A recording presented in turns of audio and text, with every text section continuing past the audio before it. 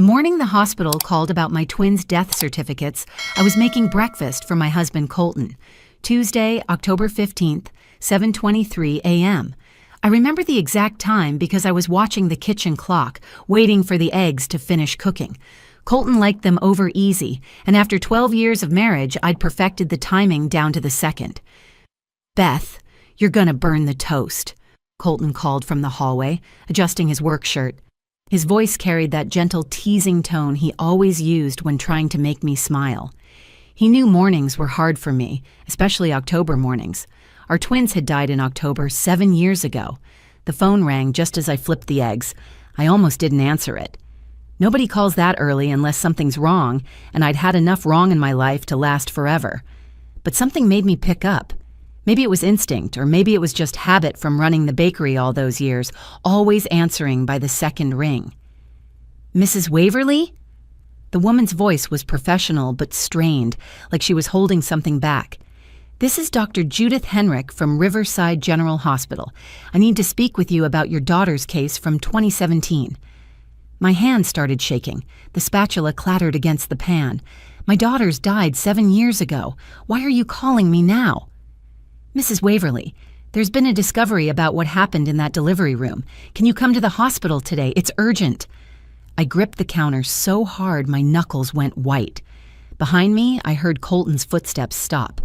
He knew something was wrong just from the way I stood there, frozen like a deer in headlights.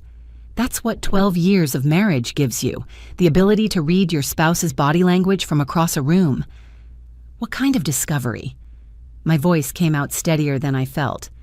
"I can't discuss this over the phone, but Mrs. Waverly, you need to know that we've found serious irregularities in the documentation from that night.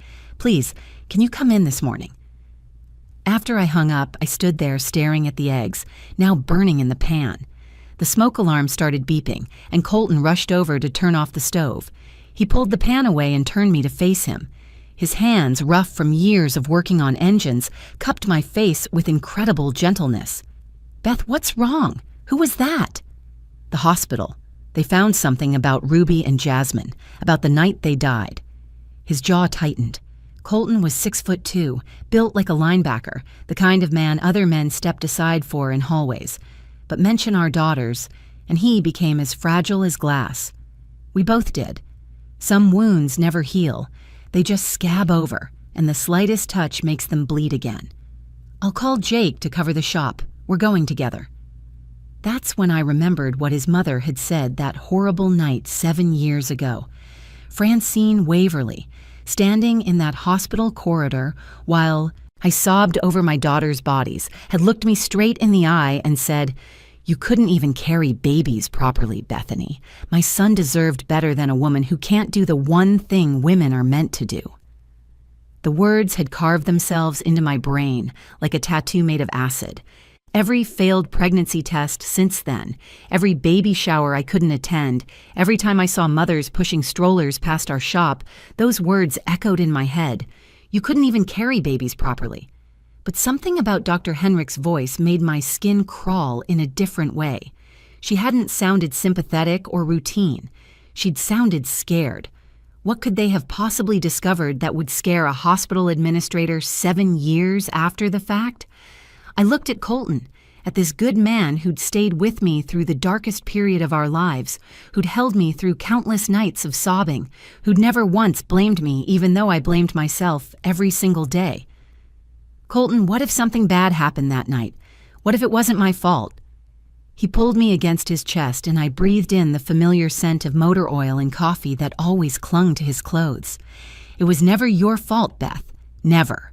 Whatever they found, we'll face it together." But neither of us could have imagined what they'd actually discovered. Neither of us could have guessed that sometimes the cruelest betrayals come from the people wearing white coats, the people you trust with your life and the lives of your children. 7 years after losing my twins, I'd built a life that looked normal from the outside. Colton and I owned Waverly Auto Repair on Madison Street, right between the old post office and Drummond's hardware store. The shop had been Colton's dream since high school, and when we finally saved enough to buy it 5 years ago, it felt like proof that we could survive anything, even the loss of our daughters. Every morning, I woke up at 5:30 to bake muffins for our customers. Blueberry on Mondays, chocolate chip on Tuesdays, banana nut on Wednesdays. People started coming to our shop not just for oil changes and brake repairs, but for the smell of fresh baking and the coffee I kept brewing all day. Beth's Comfort Corner, old Mr. Drummond called it, settling into the worn leather chair by the window while waiting for his truck's inspection. "Your smile lights up this whole garage," Mr. Drummond would say, adjusting his Korean War veteran cap. "Haven't seen many people who can find sunshine after a storm like you've had." He didn't know that I practiced that smile in the bathroom mirror each morning, forcing the corners of my mouth up until it looked believable. He didn't know that some nights I still woke up thinking I heard babies crying, phantom sounds that sent me stumbling to the room that should have been a nursery, but was now Colton's office. The twins' ultrasound photo lived in my wallet, tucked behind my driver's license. 2. Perfect profiles facing each other, 20 weeks along, their tiny hands almost touching through the membrane that separated them. Ruby and Jasmine, we'd named them the day we found out they were girls. Ruby because she was baby A, positioned lower, and I'd craved nothing but ruby red grapefruit my entire first trimester. Jasmine because she was baby B, and the only thing that helped my morning sickness was jasmine tea. My sister Melody lived in the yellow house next door, the one with the tire swing in the front yard and bicycles always scattered across the driveway. She taught 3rd grade at Riverside Elementary and was raising 3 kids on her own after her husband Derek died in a construction accident 4 years ago. Tommy was 9, Sarah was 7, and little Ben had just turned 5. "Aunt Beth, can you French braid my hair for picture day?" Sarah would ask, climbing into my lap during Sunday dinners. The weight of her small body against mine was both comfort and torture. She was exactly the age Ruby and Jasmine would have been. "You're the strongest person I know," Melody would tell me when she'd find me staring too long at her children. "The way you keep going, the way you love on my kids even though it must hurt, that's real strength, Beth." But strength was just the mask I wore. Inside, I was still that woman who'd delivered 2 daughters at what the doctors claimed was 26 weeks. Too early for their lungs to work, too early for their hearts to keep beating. I was still the woman who'd held their tiny bodies, no bigger than my hand, while they took their last breaths, or what I thought were their last breaths. The auto shop kept us busy enough that most days I could push the grief down to a manageable ache. Colton had 12 employees now, good men who treated me like a sister and would drop everything if we needed help. There was Big Jim, who'd been Colton's best friend since middle school. Marcus, the young apprentice, who reminded us both of the son we might never have. And Raphael, whose wife Maria sometimes helped me with the baking when we had a particularly busy week. "Some days are harder than others," I'd tell Colton when he'd find me reorganizing the supply closet for the 3rd time, trying to keep my hands busy so my mind wouldn't wander. "But we keep going, right? That's what we do." He'd squeeze my shoulder with those strong, gentle hands that could rebuild an engine or hold me while I cried with equal skill. "We keep going," he'd agree, one day at a time. Neither of us talked about trying again. We'd tried for 2 years after losing the twins, but my body wouldn't cooperate. The doctors said it was stress, that I needed to relax, as if relaxation was possible when your mother-in-law reminded you at every family gathering that you'd failed at the most basic biological function. Francine's words from that night had become the soundtrack to my internal criticism. Some women just aren't meant to be mothers. She'd said it with such certainty, such cruel conviction, that even Colton's father, Harold, had told her to stop. But the damage was done. Those words had taken root in my heart like poisonous weeds, growing stronger every time another month passed without a positive pregnancy test. The drive to Riverside General Hospital took 12 minutes. I counted every red light, every turn signal click, every breath Colton took beside me. The building looked exactly the same as it had 7 years ago. 3 stories of red brick and tinted windows that reflected the morning sun like accusations. My stomach churned as we walked through the automatic doors, that familiar antiseptic smell hitting me like a physical blow. Dr. Judith Henrich's office was on the 2nd floor, past the maternity ward. I could hear newborns crying as we walked by, and Colton's hand tightened around mine. The secretary, a young woman with sympathetic eyes, immediately stood when she saw us. "Mrs. Waverly, Dr. Henrik is waiting for you in conference room B, right this way." The conference room wasn't what I expected. Instead of just Dr. Henrik, two men in dark suits sat at the polished table. Files were spread across the surface, and a laptop was open, its screen facing away from us. My pulse quickened. This wasn't a routine follow-up. This was something else entirely. "Mrs. Waverly, Mr. Waverly, please sit down." Dr. Henrik's voice was controlled but tense. She was younger than I'd expected, maybe 45, with silver streaking through her black hair. "This is Detective Ramon Pike from the State Criminal Investigation Division and Gregory Ashton from the State Medical Board." Criminal Investigation Division. The words hit me like ice water. Colton's jaw clenched, and I saw his hands ball into fists on his thighs. Detective Pike leaned forward. He had the kind of face that had seen too much, deep lines around brown eyes that missed nothing. "Mrs. Waverly, I need you to understand that what we're about to share with you is part of an ongoing investigation, but you have the right to know what we've discovered." He slid a folder across the table. "The death certificates for Ruby and Jasmine Waverly list cause of death as severe prematurity complications at 26 weeks gestation. According to the attending physician, Dr. Maxwell Norbert, their lungs were too underdeveloped to sustain life, despite intervention." "I know what they say," I whispered. I was there. "That's just it, Mrs. Waverly. You were sedated immediately after delivery. What you remember and what actually happened might be two different things." Gregory Ashton opened his laptop and turned it toward us. 3 weeks ago, we were investigating Dr. Norbert for insurance fraud at 3 other hospitals. During our investigation, we subpoenaed all hospital records from his time at Riverside General. That included backup audio files from the delivery rooms that were supposedly deleted after 90 days. My heart was pounding so hard I could hear it in my ears. Audio files? All delivery rooms have recording devices for liability purposes. The files are supposed to be destroyed after 90 days, unless there's an incident. But there was a technical error in the system. The files were archived instead of deleted. Detective Pike's expression was grave.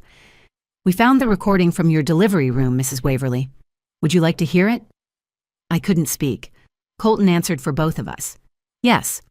The detective hit play. First came the sounds of medical equipment, beeping monitors, muffled voices. Then I heard my own voice screaming through contractions.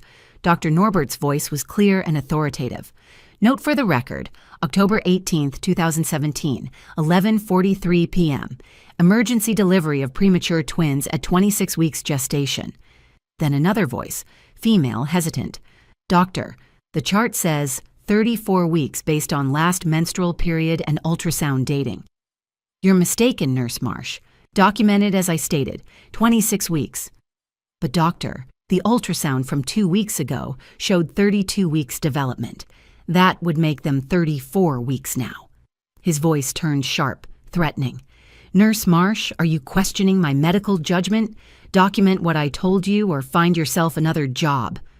There was silence for a moment, then the sound of surgical instruments. My screaming intensified, and then I heard it.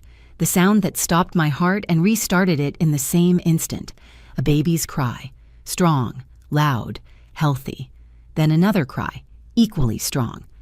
"Those are not the cries of 26-week preemies," Dr. Henrik said quietly. "Those are fully developed lung capacities. Those babies were viable, Mrs. Waverly. They should have survived." The recording continued. Dr. Norbert's voice. Administration of sedative to prevent maternal distress. Notes severe underdevelopment of both infants. Resuscitation efforts unsuccessful.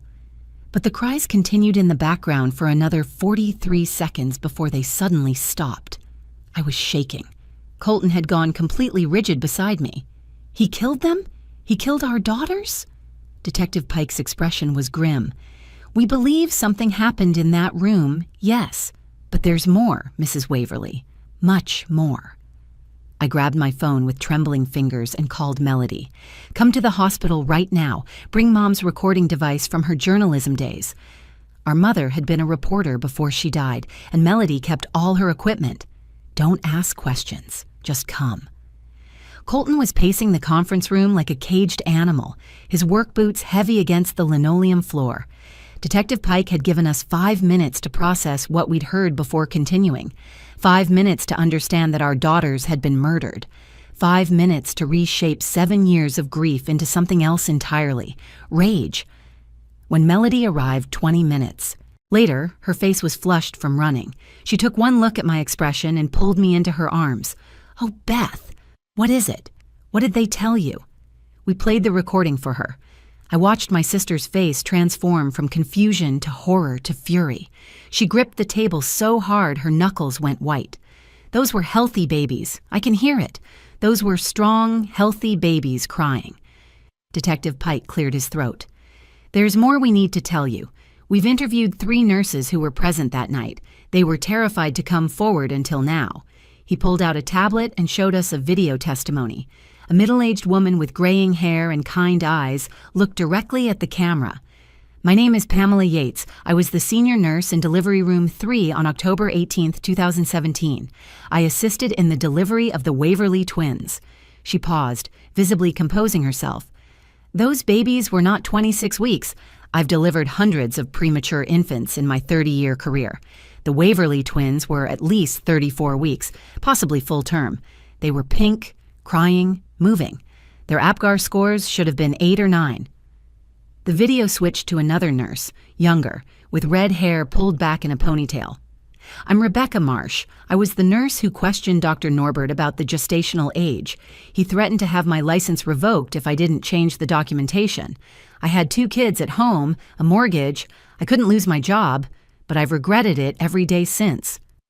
She started crying. I held those babies while they were still crying. They gripped my finger.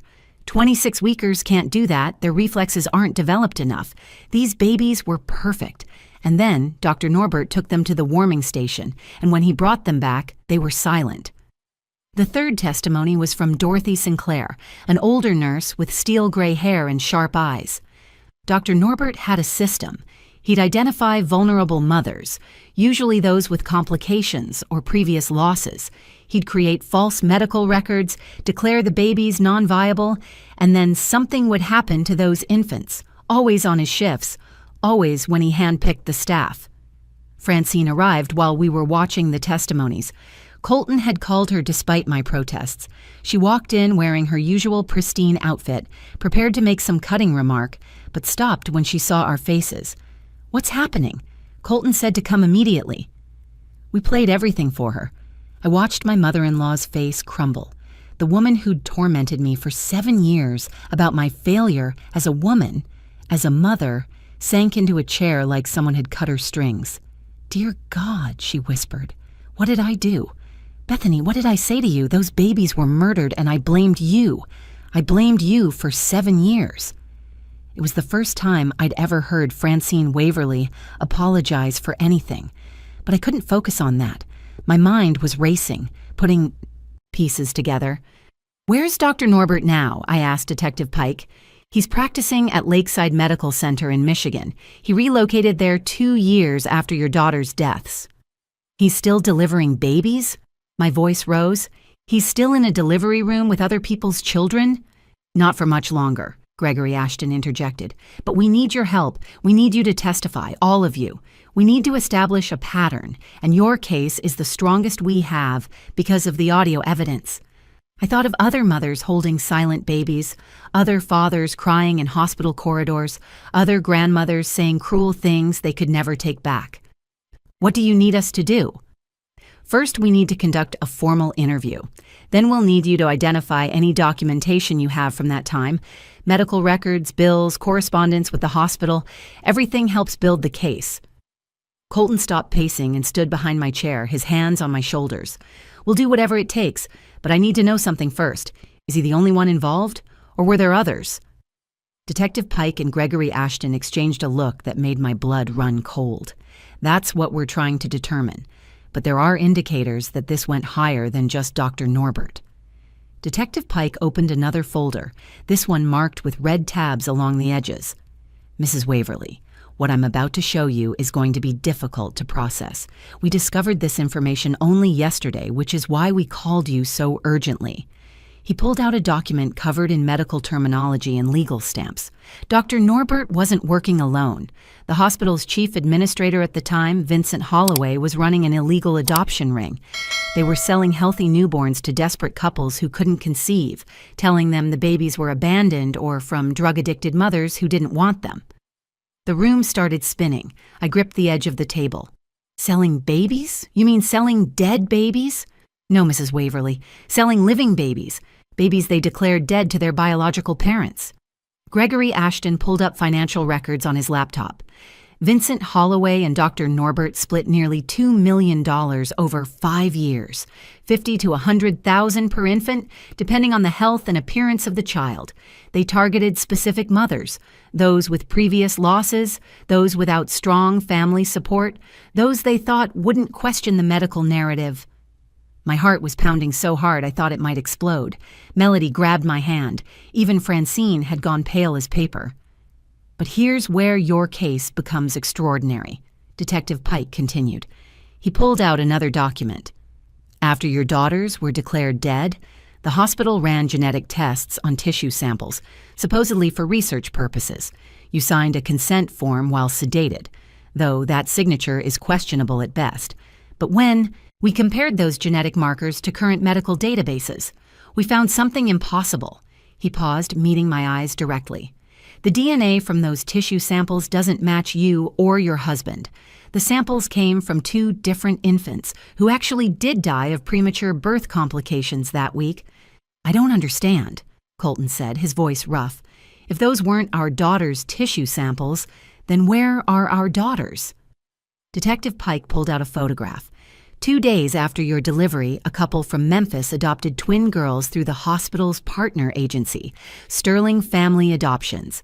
The agency, which we now know was a front operation, told them the babies were abandoned at the emergency room entrance. No parent information. The birth mother was supposedly a teenage drug addict who disappeared. He slid the photograph across the table. It was a recent school photo, 2 7-year-old girls in purple dresses. They had brown eyes like mine, Colton's distinctive dimpled chin, and my mother's nose that I'd inherited. They were holding hands, smiling at the camera with gap-toothed grins. Their names are Violet and Hazel Sterling, Detective Pike said quietly. Their adoptive parents are Theodore and Grace Sterling, both teachers. By all accounts, loving parents who had no idea they were receiving stolen children. I couldn't breathe, couldn't think, couldn't process what I was seeing. Those were my daughters, my Ruby and Jasmine. They were alive. They were 7 years old. They were in 1st grade somewhere in Memphis, probably learning to read, losing baby teeth, having sleepovers. Oh my God, Melody gasped, tears streaming down her face. Beth, look at them. They have your smile. They have Colton's dimples. Francine stood up abruptly, walked to the window, then walked back. Those are my granddaughters. Those are our girls. They're alive. They've been alive this whole time. We ran preliminary DNA comparisons using the blood sample you gave during pregnancy and one from Mr. Waverly's recent hospital visit for his hand injury, Gregory Ashton explained. The probability of paternity and maternity is 99.97%. These are your biological daughters. Colton's hands were shaking on my shoulders. 7 years. They've been alive for 7 years. Someone else has been raising our daughters for 7 years while we've been mourning them. The Sterlings are victims too, Detective Pike emphasized. They paid $80,000 for what they believed was a legal adoption. They've loved and raised these girls. They had no knowledge of the crimes committed. But they're our daughters. The words tore out of me like a primal scream. They stole our daughters and sold them like property. Our babies weren't dead. They were never dead. We've already contacted federal authorities, Detective Pike said. Kidnapping across state lines is FBI jurisdiction. Dr. Norbert was arrested this morning at his home in Michigan. Vincent Holloway was taken into custody an hour ago at his retirement community in Florida. They're both being charged with kidnapping, fraud, conspiracy, and falsifying medical records. What about our daughters? I asked, my voice barely a whisper. What happens to Ruby and Jasmine? Detective Pike's expression softened for the first time. The legal process will be complex, But those are your children, Mrs. Waverly, illegally taken from you through fraud and deception. The law is clear on this. The question is how to reunite you in a way that causes the least trauma to the children. The call from Grace Sterling came 3 days after the FBI contacted them. Her voice was broken, barely holding together. Mrs. Waverly, I don't know what to say. We've loved them since they were 2 days old, but they're your daughters. They've always been your daughters. I sat in my kitchen, gripping the phone, tears streaming down my face. You didn't know. You're victims too. You loved them when I couldn't. You were their mother when they needed one. They ask questions sometimes, Grace said. Why their eyes are brown when ours are blue. Why they're so tall when we're both short. Violet, especially. She's always saying she feels like someone's missing, like she should have more family somewhere. Now I understand why. We met at a park in Nashville, neutral territory between Riverside and Memphis. The FBI agent suggested we be introduced as family friends first to ease the transition. I saw them before they saw us. 2 identical girls racing down the slides, their laughter carrying across the playground. Violet was in jeans and a dinosaur shirt. Hazel wore a pink dress with sneakers. They were perfect. They were alive. They were ours. Theodore Sterling approached us first, a tall man with kind eyes behind wire-rimmed glasses. You must be the Waverlys. I want you to know we'll cooperate completely. Whatever's best for the girls. Grace followed, holding their backpacks. She looked at me, mother to mother, and we both started crying. She hugged me tight, whispering, I'm so sorry for what you went through. We would never have taken them if we'd known. Mommy Grace, why are you crying? Hazel ran over, her little face concerned. She had my exact expression when she was worried, the same little furrow between her eyebrows. Happy tears, sweetheart. These are our friends, Bethany and Colton, and this is Francine, and Melody.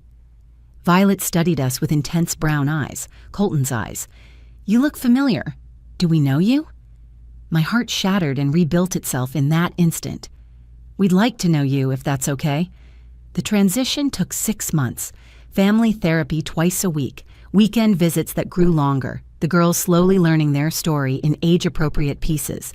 The day Violet first called me Mommy Beth, while still calling Grace Mommy Grace, I sobbed for an hour in my car. The legal proceedings made national news. Dr. Norbert got 25 years in federal prison. Vincent Holloway got 30. The investigation uncovered 12 other families whose babies had been stolen and sold. Not all the children were found. Some records had been destroyed. Some adoptive families had moved overseas, but 5 families were reunited. The nurses who finally spoke up became witnesses for the prosecution. Pamela Yates told me after the trial, I should have been braver. I should have fought harder. I'll carry that guilt forever. You spoke up when it mattered, I told her. That's what counts. The hospital paid a settlement that ensured none of the affected families would ever struggle financially. But money felt hollow compared to the 7 years we'd lost. 7 birthdays, 7 Christmases, first words, first steps, first days of school, all of it stolen. Francine moved into our guest house to be closer to her granddaughters. The woman who'd once told me I couldn't even carry babies properly now spent every afternoon teaching them to bake, reading them stories, trying to pour 7 years of grandmother love into every moment. Her transformation was complete the day I heard her tell them, Your Mommy Beth is the strongest woman I know. Don't ever let anyone tell you different. The Sterlings remained in our lives. How could they not? They were the only parents the girls had known for 7 years. We worked out a custody arrangement that put the children first. School years with us, summers with the Sterlings, holidays alternating. It wasn't perfect, but love isn't about perfection. It's about showing up. We have 4 parents, Violet announced proudly at school. 2 who made us and 2 who raised us. That's more love than most kids get. The Waverly Law passed 18 months later, requiring video recording in all delivery rooms, triple verification for infant death certificates, and mandatory genetic testing for any infant death. No family should ever wonder if their baby's cries were real. Ruby and Jasmine kept their Sterling names for school but learned to answer to both. On their 8th birthday, surrounded by both families, Melody's kids, and the friends they'd made in both cities, Hazel looked up at me and said, Mommy Beth, are you happy now? I pulled both my daughters close, breathing in their strawberry shampoo scent, feeling their hearts beat against mine. Yes, baby. Mommy's happy now. Sometimes the greatest evil comes from those we trust most. Sometimes the deepest wounds become the strongest scars. But sometimes, just sometimes, the universe finds a way to return what was stolen, to heal what was broken, to prove that love is stronger than lies. If this story touched your heart, please like this video and share it with someone who needs to hear it. Drop a comment below about what you thought, and don't forget to subscribe to our channel for more powerful true stories that remind us that miracles still happen, even in our darkest moments. Thank you for listening to our story. Hold your babies tight tonight. You never know how precious each moment truly is.